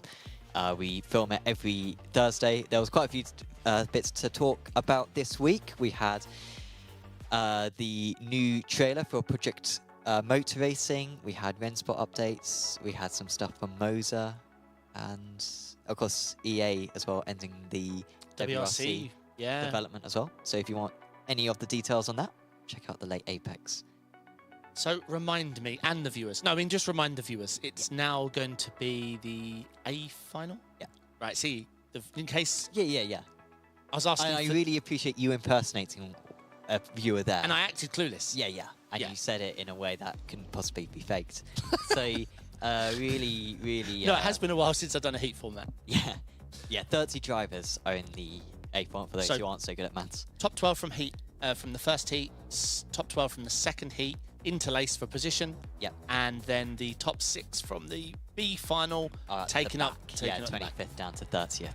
Simples. And it's 18 minutes as well, so they need to put a bit more fuel in. I like that. I Well, like that. of course, the SDK esports drivers, their teammates now need to go, oi, guys, 8 minutes extra worth of fuel, put it in, because they did not have enough last time. So there is Liska on pole, ahead of his teammate Costa. Then it's Ola and Hammer and Co. 30 drivers, lots of pros near the front. Not sure who the highest placed Pro-Am driver is. But yeah, the field will cycle through for you. And yeah, there is Porsche Ruiz, top of the Pro-Ams. Top of the amateurs is Daniel Patterson in 22nd place. Yeah, it's going to be a heater of a race, this one. Obviously now they're just fighting for pure pointages, so the Impulse boys are going to be really looking at capitalising. Race 1, be good for the championship because it is the TAM livery, both the same team, and they both won their races, so they're feeling very confident. Let's see what they can produce. Liska Green. alongside Pascal Costa. And away we launch. It's a lot of wheel spin for Costa, and he's straight away going to be overtaken by 2, 3, perhaps even 4 cars. Hammer diving to the inside. He saw an opportunity, wasn't able to take it, but it's a terrible start for Pascal Costa. He's down 4 places already. Great start for Rafael Birdies. He's up a couple of places, so not all bad news for Impulse. A little bit of a side move there from Costa. I think Lazarus maybe just lifting off, letting him get in line as they start the climb up the Kettle Straight for the first time. And Liska might be under pressure from Ola by the end of this straight. Really strong run. And Costa might even lose more places depending on who's got the draft on whoever, but there might be a change for the lead. Is he got enough? He was early on the brakes in race 1, was Liska, but he's late enough on the brakes this time. Contact, no. I think that was Lazarus and Olsen, and Olsen seemingly came in like a bowling ball. That's my pick. Dead in the water. We'll try and get a replay of that. It was, yeah, it did look late, but it all happened so fast. Corby Warren a little bit slow on the outside there. I don't know if he's got a slowdown or something, but it's fairly gingerly there. There's a lot of gravel now offline. The track station, yeah, it's definitely slow as Warren. Needs to make sure he doesn't make contact. Porto Ruiz with a great start, still top of the Pro-Ams. Patterson with a great start. He's going to a few places and still top of the amateurs. It's all changed. Ola looking strong, and now obviously Liska doesn't have his teammate Philip Hammer in his in P3, staying out of trouble. Oh, Patterson is. I think that was sold to Sec having a connection thing. Messed up the timing for a moment.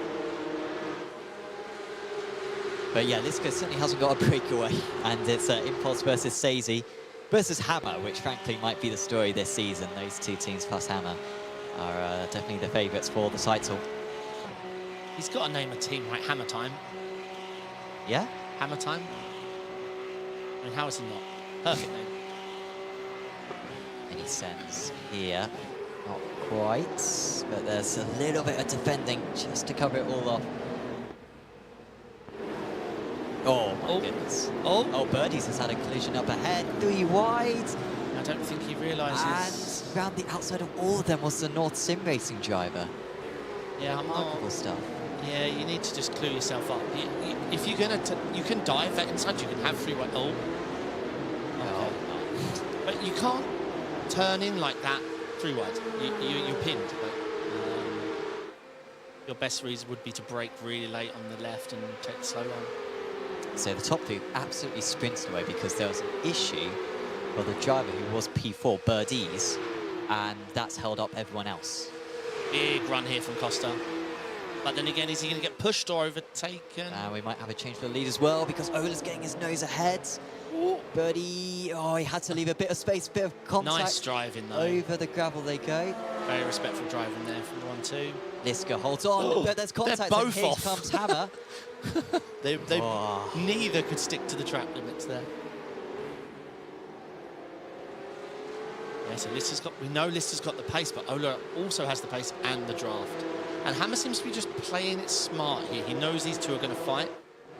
He's in a real good spot to capitalise. Lani, I think, was the North Sim Racing Joe. He went on the outside 4 wide and made it work at the chicane, and he's now up to 15th place, up 13 places from his race start.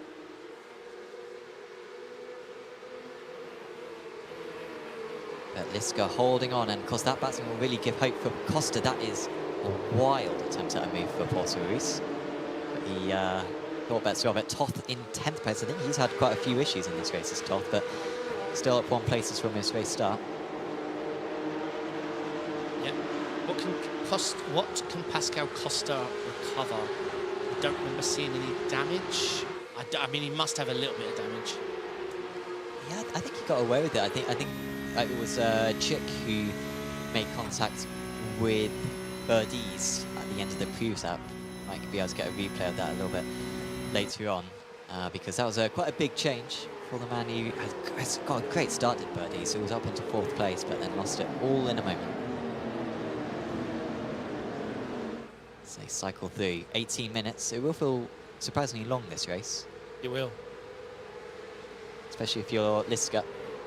I really like Mercedes livery. Like, I really, the spec map is just unique. I can't unsee Minecraft now. I like Minecraft, so it gets my vote. Yeah, this is a great gap for the top 3 to score huge points. Does Costa have a run? One certainly got a run. I think he had a slowdown on lap 1, but he's going to try to re-overtake Balash Pala. Fighting just ahead as well. Can Warren get this one done? He gets his car alongside. It's going to be feisty. It's going to take many corners to decide it. That was nice driving there from Pala. I don't think I've noticed. I don't think I've noticed just how vulnerable you are when you go for a move around the circuit. Like, it really, it might just be these cars, but like, I think this circuit in particular, like, it does take 3 or 4 corners to pull off a move. That's almost in the wall for Toth, who loses a couple more places. Yeah, I mean, that was not Toth's fault. Not only did the guy show his nose, not commit, and not get alongside, he threw a lock in for good measure as well. It's going to take a lot of work to put the gravel back in the gravel traps. Yep. This. What we can see from Toth here, he's definitely feeling a little hard done by. Let's not forget he is, well, we know there's a bit of a bug on the overlays with iRacing regarding the information they supply. He's showing us 10K. He may very well be 9.501. Yeah. And they just rounded up. No, I think it's to the nearest 100, to be fair. I believe. So yeah, I won't give him shade if he's only 9.9. So Porto Ruiz still top of the Pro-Ams. He is barely ahead, though, of Gebski. Now, the drivers do score points for their overall position, so both these guys would be scoring very good at the stands. And you score points for your heat as well, but you mainly score points for your A final and your B final result. David Toth is having an absolutely miserable time of it. He's down to 12th now. He might be overtaken, but he's got his teammate now at least behind him. And the look. And it's hard to defend that, right? We're seeing it over and over and over and over again with the draft. It's just very difficult to defend. But he's just going past Rapkowitz as well for... Can he time the 16th run? You don't want to be too fast as you exit here because you almost trip over yourself. Yeah, this is lovely. Very well timed. It's going to be very hard to defend. Gonna squeeze him. Yeah, bit of a squeeze. Further up. Varga, what a move. What a move. As Toth gets the move done. And, oi. Nearly lost 2. He may still lose 2. Oh, he needs to leave some space. And he didn't. And on the inside of the pair of them goes Lindelow. He's having a good time of it. 3rd place in the press, and they're still going to battle whilst Lindelow just drives away. Of course, it was Lindelow's teammate Olsen who had a big crash on lap 1. I hope we could get a replay of that as well. because, well, I don't know what happened to Olsen at Lacoum on lap 1, but he just came barreling in and wiped out a Here we few go. drivers. This is the big one from lap 1. Did he get a hit? No, he just went into the back of them. Oh, he just locked. went into the back of them. Yeah, he locked. Oh, well, that'll be a big penalty for Tobias Olsen. Yeah, unfortunately, because he destroyed quite a few drivers' race there. And yeah, while we're looking at the replays, could we have a look at Birdies as well on lap 1? Because yeah, I'm curious as to how he had an instant at the chicane. Here it was. On P4, Birdies was doing so well. Oh, he's got murdered. Oh, well, yeah. He was parked. Yeah. He bumped the car in front and was slow. I mean, it's tough. It was Gabriel Chick who hit him, which we could sort of figure out because Chick has had some damage on the front of his car since, and now he's had another issue at that chicane. He's lost out to Pala and Warren. Maybe it was with Pala or Varga. I think it was 3 places. Yeah, quite a few And positions there. Gebski's had a mistake as well, so he's dropped down to 3rd in the So this is the replay of what just happened to Sisk. What happens here? Late send? No, Oh, lock. Yeah, he's just gone D. Yeah, I was thinking we just saw him recovering from a D. Okay. Okay. So yeah, Costa's not really been able to catch up to the leaders. He was matching them on his last lap. But Ola might actually have a run at Liska actually this time round. No, he lifted out of it. The thing is, Hammer is a very sensible driver. So Ola will realise that as this race goes on. If he hasn't already raced against Hammer in the past.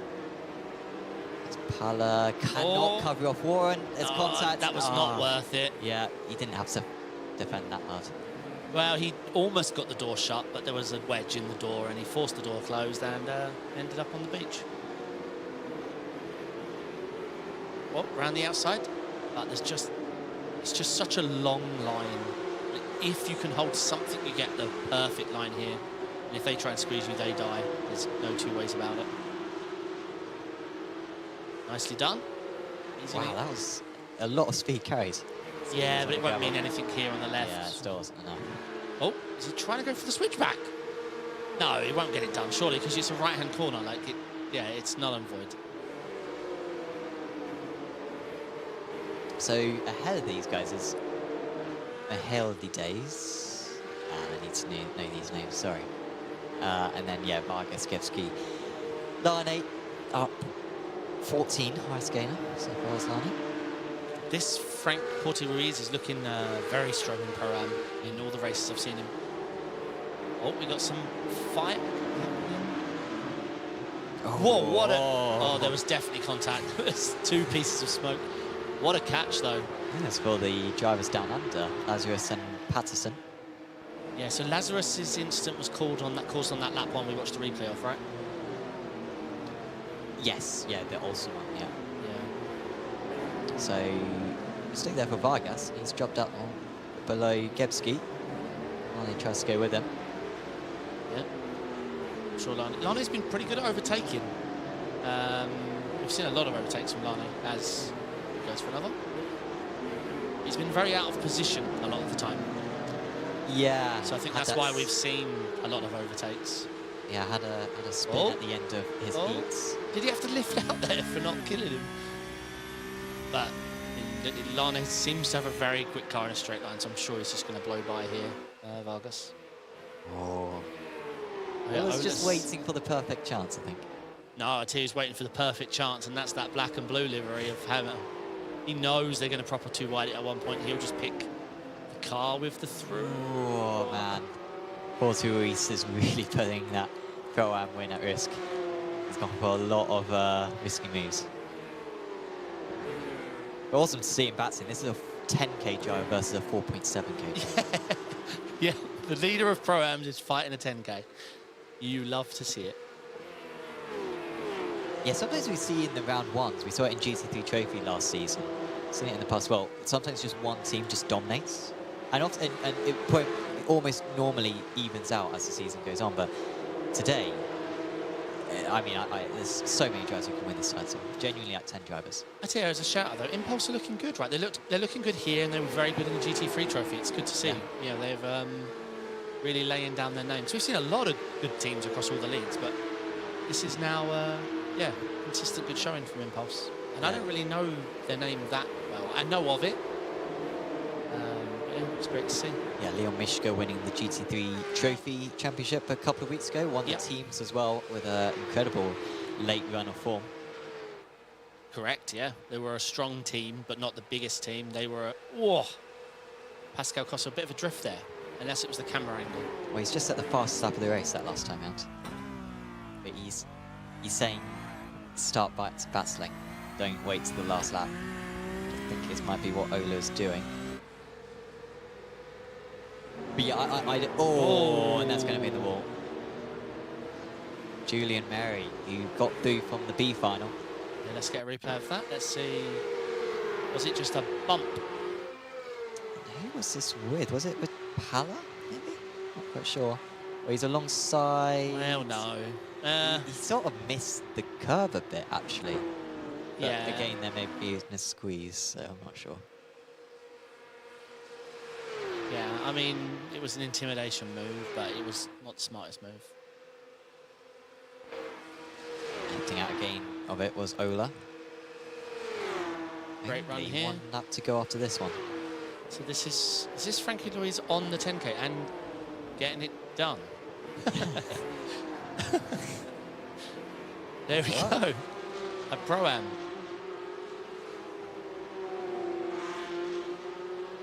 Yeah, and Porto Ruiz was an AM last season as well. He's really improved his iRacing a lot in the last few months. Then it's Rakowitz. P20, still very bunched up of all these drivers. We had a few retirements. Still, most drivers with someone to fight. And I've received a few DMs. The league's full? Yes. Okay. The league was built about 10 days ago. Okay. So... Right, let me know if a spot opens up. I might be able to do a highest bidder wins sort of job. You know, an £800 seat. I mean... And money goes direct to us. Let's go Ticketmaster. Yeah, Ticketmaster. Say, you know, as the slots fill up, it's like, well, 800 quid to get... It's the last one, so... Yeah.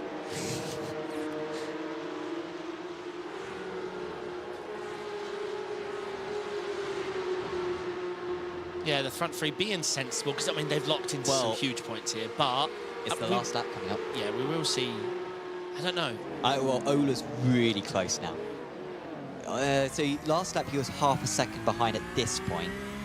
Yeah, so he's 0.47, so he's about half a tenth closer. Yeah, it's...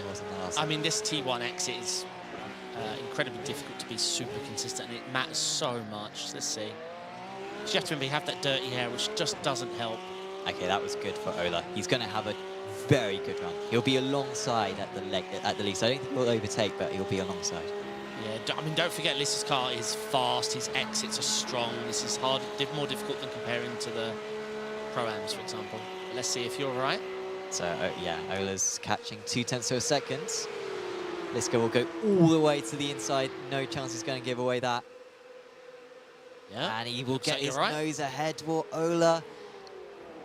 Can he stay alongside through this part of the corner? He dives on the inside. He might even get completely clear. He has got completely clear. He had to clamber over the curb. It's hammer time. But he carried so much speed over that curb. And he's through. Hammer backs out of it. And Liska's final opportunity is going to be at the chicane. But I'm not sure if he's got enough. I don't know how Ola pulled that one off. Yeah, it was... Yeah, it was very well done. Oh. Altov has got back past Porto Ruiz. What a battle! This is the battle, the Pro-Am and the 10K battle. This is what it's all about. It's good to have that belief, right? Sometimes you can look down if you've got a relative and be like, oh, okay, he's double my iRate, and just leave it. So that having that mentality, be like, no, he's lunch and I'm hungry. Love it. Liska staying very close. Yeah, I mean, we know he's quick, and now he has draft. Like, in qualifying, that it wasn't a contest. His deviation to second was larger than, say, second to ninth. It was about even in the... So here we go then, the final kilometre of this opening meeting of the season. Liska might be a little bit too close here. He's going to be right on the tail through Blanchman. Can he carry the run? Can he go for a move? He's very well. Contact between the two of them. Can Hammer get through? No. Oh. He just about does. And Philip Hammer waiting behind in 3rd place. And that was the longest avoid we've ever seen. But Philip Hammer, who did not win a race all season all season, he's done it in the first round of this season. He beats Costa, who finished in 2nd place. Ola was in 3rd. You must be careful of a slowdown there. Like, he took that really wide and stayed wide. And so Ola finished 3rd, Liska in 7th. After the last guy passes, can we try and get just a replay of that? Because, I mean, to me, that was just do dumb things, win dumb prizes. That was, they both overdrove. I don't know, it all happened so quickly. But one of them was definitely 10 foot off the track. Yeah. And then the other one was like, okay, I'll hold the line you aren't allowed back on, which technically is valid. But credit to Philip Hammer, he could have so easily put a nose in on that last lap earlier on in the lap. And like, this just felt like it went on for ages, just waiting to see if he could get No, they were both off the track. And yeah. Look at that. Just really, yeah, he coped with that as well as he possibly could. Yeah, they both overdrove. That wasn't a case of a dangerous rejoin, because you can't dangerous rejoin into a person that hasn't rejoined yet. So I'm calling it. It was just overdriving, both of them overdriving their talent there. And Philip Hammer winning. I wonder if you could get a chopper view maybe of that last lap instant, because that was crazy right at the end there. Hammer time. I called it. Yeah. I changed my damn pick about half an hour before race start away from Hammer. Yeah, well, because, I told you, yeah. Well-deserved win. Yeah, calculated. Yeah, Ruiz was top of the pro-ams. I was holding my breath because we did hear the crunch, and I was just praying Hammer didn't end up in the wall, because he was no part in that. Oh, yeah, it would have been a shame. Yeah. And then the top of the amateurs, they sort of fell away a little bit, but it was Patterson who did manage to win out of the amateurs in 22nd place overall. So, yeah, good job from him to be able to get that position. And that is all 30 drivers. So even the drivers who finished 30th, they will still get pretty good points because they got into the A final bit. Olsen will get a big penalty for causing some collisions on lap 1. But yeah, what a start. Genuinely, you know, I've broadcast, maybe not all 13 seasons of this, but I've probably broadcast a good 8 or 9. It's one of the best meetings I think I've seen, that B final and then the A final. Absolutely terrific. Yeah, it was. I mean, that's what I'm saying. Those, they were acting calm, because we saw their true colours on the last lap. You know, they were just playing lead follow, and then when it came to crunch time, they both of them completely overdrove Blanchmont. Both of them not wanting to have the wrong line into the last chicane, and Hammer was just chilling. Yeah, brilliant job from him. By the way, one last shout out to Apex Racing Academy. Do check out apexracingac.com in order to get yourself a data pack for the Porsche Cup car or many other cars on iRacing. Let's have a chat with a couple of our drivers. First up, we'll have a chat with Daniel Patterson, who joins us now. Daniel, can you hear us all right? Yep, I can hear you fine. Excellent stuff. Well, congratulations. That is a amateur win on your debut, but it was quite a first race to take part in. I mean, from our perspective, it was all going on at 200 miles an hour. What was it like from your perspective? Was it very chaotic? Well, it was fine in the heat, but in the A final it was just absolute chaos. So I was just trying to recover positions the whole way. But it was a fun race. I really liked it. It was awesome. Yeah, it did look like a lot of fun in that in both of those races for yourself. How is it? Well, what time is it in the morning for you? Was it like 6 o'clock in the morning? No, I'm in Italy at the moment because I'm getting medical treatment. So it's what, similar to the UK. Okay, that is 2 hour difference. That is pretty good. Yeah, I'm pleased that you're not having to get up too early in the morning for these races. How are you feeling about the races coming up? I mean, obviously you're in this amateur category, but it is so stacked for this season. You're one of the lowest I-rated drivers. I mean, you're 1900 I-rating. you got Corey Lazarus, who beat you by 1 place, who's 7.7 K iRacing. I mean, you must be pleased with how you've overperformed today.